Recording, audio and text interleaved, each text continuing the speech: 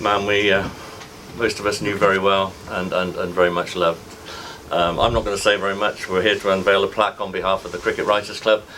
We're delighted to have Vic Marks, former Somerset and England player and of course Cricket Writers member, here to say a few words about David, so I'm going to hand over to Vic. Thanks, Richard. Yes, I think I'm here on behalf of the Cricket Writers Club, but I'd like to have come anyway. And I think my role is just to prod us into celebrating the life of David.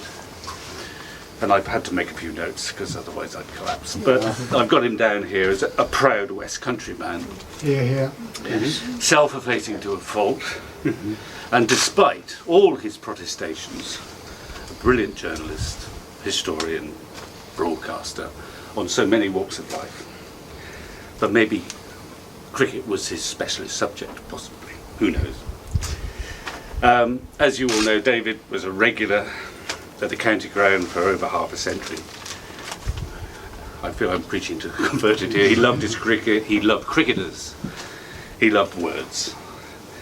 Perhaps he was sort of West Country's answer to John Arlott, who of course didn't live in the West Country. When I was in the Somerset dressing room about 4 decades ago, we always read his reports eagerly.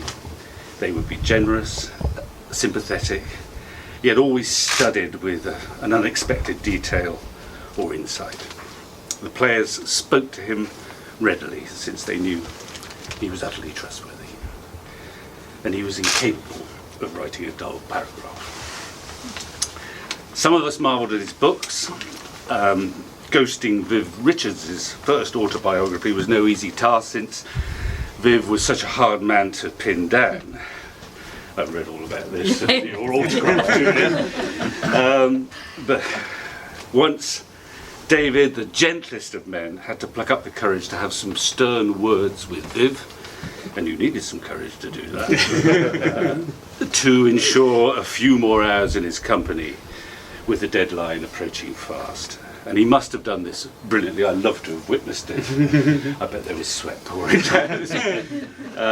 Since Viv recognised that he was out of order, apologised, and soon sat down in front of that tape recorder. Around the same time, in 1982, David delivered his brilliant biography of Harold Gimblett, which was in so many ways ahead of its time as a groundbreaking study of sporting anxiety. He would not shy away from difficult topics, as his later biography of Wally Hammond confirmed. We all, the pressmen amongst us, we all treasured sharing a press box with him here. His arrival will be a source of joy, since it guaranteed a fount of wisdom, fine stories, and mischievous humour. David's presence ensured it would be a good box, I gather. There was such a thing as a good box in the household. Just occasionally, as I set off as a novice cricket writer, he would send me a handwritten note, believe it or not, complimenting me on a recent piece. And I could tell you there could be no better recommendation.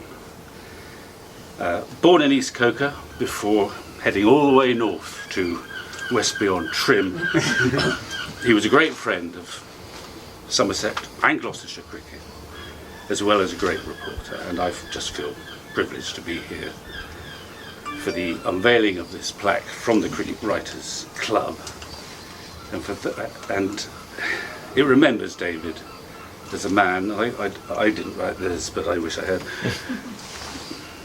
who captured the sunshine, cider and sixes of Somerset cricket. Absolutely. So I think it's your role now, isn't it? Well, thank you, Vic. That was brilliant. Thank you so much. I have to say that Mark and I are both very emotional people, and so we'll probably cry because we cry all the time. Dad used to cry all the time as well, so you've just got to take that as read.